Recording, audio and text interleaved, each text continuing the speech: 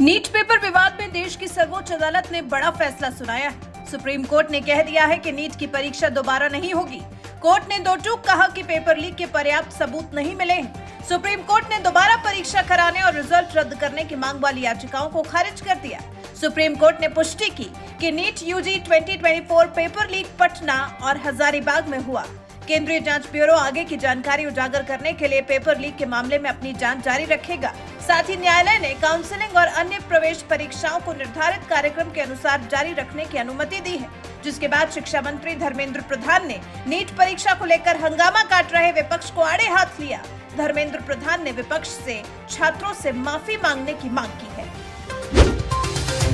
इस बार बिहार को बजट में उम्मीद से बढ़कर मिला है। जो कोई भी बिहार को विशेष दर्जा न मिलने को लेकर नीतीश कुमार के कान भरने की कोशिश कर रहा था, उसे इस बजट से जवाब मिल गया है। इस बार बिहार को पटना पूर्णिया एक्सप्रेसवे, बक्सर भागलपुर एक्सप्रेसवे, बोध गया राजगीर, वैशाली और दरभंगा स्पर्श और चौथे 2 लेन ब्रिज का तोहफा मिला है। 2 लेन का पुल बक्सर 24,000 करोड़ की लागत से बनेगा। 4200 मेगावाट पावर प्लांट पीरपैंती में 21,400 करोड़ रुपयों की लागत से बनाया जाएगा। बिहार को इस बजट में नए एयरपोर्ट और मेडिकल कॉलेज भी मिले हैं। बिहार में नई योजनाओं का भी पिटारा खुला है। वित्त मंत्री ने पीएम पैकेज के तहत रोजगार से जुड़ी स्किल स्कीम की भी घोषणा की है। माना जा रहा है कि नीतीश कुमार ने बजट में जो जो मांगे केंद्र के सामने रखी हैं, उन सभी मांगों को पूरा किया गया है। बिहार की तरह ही आंध्र प्रदेश को भी जैसे इस बार वो सब कुछ मिल गया जिसकी उसे जरूरत थी। वित्त मंत्री निर्मला सीतारमण ने बजट के माध्यम से आंध्र प्रदेश की हर डिमांड पूरी की है। आंध्र प्रदेश को स्पेशल फाइनेंशियल सपोर्ट दिया जाएगा। राजधानी अमरावती के निर्माण के लिए 15,000 करोड़ रुपए आवंटित किए गए हैं। आंध्र प्रदेश पुनर्निर्माण एक्ट के तहत भी राज्य को अतिरिक्त राशि दी जाएगी। आंध्र में पोलावरम प्रोजेक्ट के लिए भी वित्तीय सहायता का ऐलान किया गया है। राज्य में उद्योग को बढ़ावा देने के लिए पानी, बिजली, रेलवे और रोड के लिए भी राशि दी जाएगी। विशाखापट्टनम, चेन्नई इंडस्ट्रियल कॉरिडोर और हैदराबाद बेंगलुरु औद्योगिक गलियारे में और वाकल क्षेत्र में विकास के लिए फंड दिया जाएगा। माना जा रहा है कि अलग अलग योजनाओं के जरिए आंध्र प्रदेश को इस बजट से पूरे 50,000 करोड़ का लाभ मिला है। इससे सीएम चंद्रबाबू नायडू खासा खुश हैं और उन्होंने सोशल मीडिया पर वीडियो डालकर पीएम मोदी का आभार जताया है। कई बार कैंसर पेशेंट्स अपने खर्च का बोझ नहीं उठा पाते और इसी चिंता में टूटते चले जाते हैं, जिससे दवाओं का असर उनके शरीर पर धीमा हो जाता है और वो जल्द ठीक नहीं हो पाते। ऐसे में सरकार ने कैंसर पेशेंट्स के लिए बजट में एक बहुत बड़ा ऐलान किया है। वित्त मंत्री निर्मला सीतारमण ने मोदी 3.0 का पहला बजट पेश किया और इस बजट में मेडिसिन और मेडिकल कैंसर पेशेंट्स को राहत देने के लिए 3 दवाइयों पर कस्टम ड्यूटी खत्म कर दी है। एक्सरे ट्यूब पर भी सरकार ने ड्यूटी घटा दी है। हर साल बड़ी संख्या में लोग कैंसर की चपेट में आ रहे हैं, जिसमें मौत की आशंका ज्यादा होती है। हालांकि अब ये बीमारी लाइलाज नहीं रह गई, लेकिन अभी भी इसके खर्चे को उठा पाना हर किसी के बस की बात नहीं है। ऐसे में सरकार की तरफ से कैंसर मरीजों के लिए ऐलान होना, उनका इलाज सस्ता किया जाना वाकई कैंसर पेशेंट्स के लिए एक बड़ी खुशखबरी है। पिछले दिनों सोना जैसे दिन दूनी रात चौगुनी तरक्की कर रहा था। पारा इसका ऊपर ही जाता जा रहा था। एक आम इंसान की पहुंच से जैसे बाहर हुआ जा रहा था। लेकिन बजट के ऐलान के साथ ही गोल्ड 4,000 रुपए सस्ता हो गया। सोने का भाव 68,500 पहुंच गया। इसमें 4,350 रुपए की गिरावट दर्ज की गई। हालांकि कुछ देर में थोड़ा सुधार हुआ और ये प्रति 10 ग्राम 69,122 रुपए पहुंच गया। सोने की इतनी कीमत इससे पहले अप्रैल के शुरुआती हफ्ते में थी। इसके बाद से सोने का दाम बढ़ा ही है, लेकिन क्योंकि बजट में वित्त मंत्री ने सोने चांदी की कस्टम ड्यूटी कम करने का फैसला लिया है, तो इससे सोने और चांदी की कीमत कम हो गई है। चांदी की भी कीमत खूब गिरी है। चांदी भी 84,275 रुपए प्रति किलो पर पहुंच गई है। चांदी में भी 4,740 रुपए तक की गिरावट देखने को मिली है। सोना और चांदी दोनों की ही कस्टम ड्यूटी को कम किया गया है। इसी वजह से सोना और चांदी के भाव में गिरावट दर्ज की गई।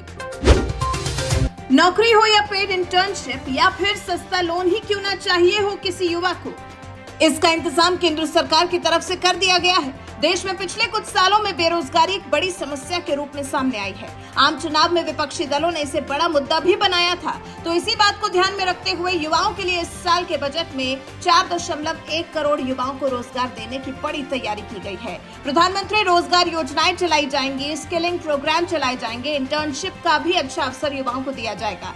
नए कर्मचारियों के लिए 1 महीने के वेतन की प्रत्यक्ष लाभ अंतरण योजना लागू की जाएगी। वहीं निर्माण क्षेत्र में भी नए रोजगार पैदा किए जा सके इसका भी इंतजाम किया जाएगा। इसके अलावा महिलाओं के लिए कार्यबल में भागीदारी, शिक्षा के लिए वित्तीय सहायता, मॉडल स्किल लोन योजना, एमएसएमई के लिए समर्थन जैसे बड़े निर्णय भी लिए गए हैं।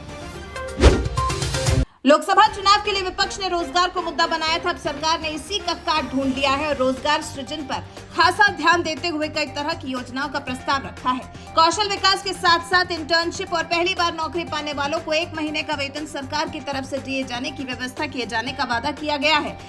वित्त मंत्री निर्मला सीतारमण ने कहा है कि 5 वर्षों में 20 लाख युवाओं को अलग अलग क्षेत्रों में कौशल प्रशिक्षण दिया जाएगा। इसी उद्देश्य के लिए 1000 औद्योगिक प्रशिक्षण संस्थानों को अपग्रेड किया जाएगा और उद्योगों को जो स्किल चाहिए उनके मुताबिक कोर्स तैयार किए जाएंगे। सस्ता और आसान लोन भी मुहैया कराया जाएगा ताकि युवाओं की तरक्की में पैसा बाधा न बने। सरकार का वादा है कि 5 साल में 1 करोड़ युवाओं को टॉप 500 कंपनियों में इंटर्नशिप करवाएगी। मतलब पहले स्किल हो गए, इंटर्नशिप भी कर ली तो फिर नौकरी के लिए भी पहली सैलरी सरकार की तरफ से दिए जाने का ऐलान किया गया है।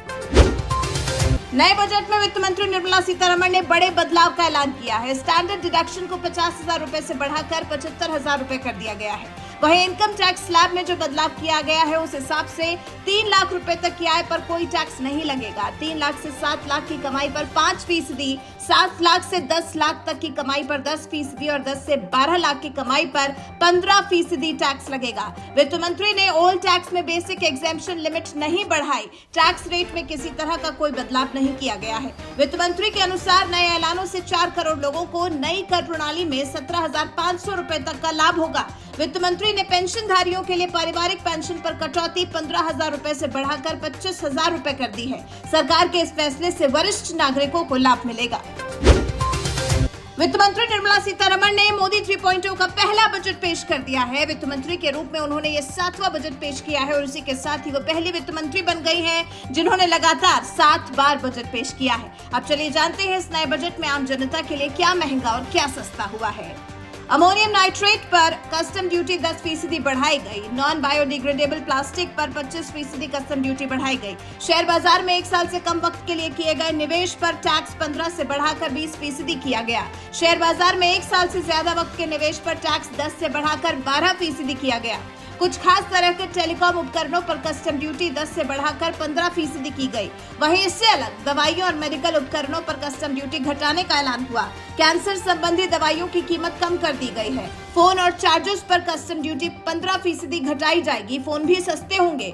सोने और चांदी पर 6% ड्यूटी घटाने का ऐलान किया गया है। 25 महत्वपूर्ण खनिजों पर सीमा शुल्क में छूट का ऐलान किया गया है।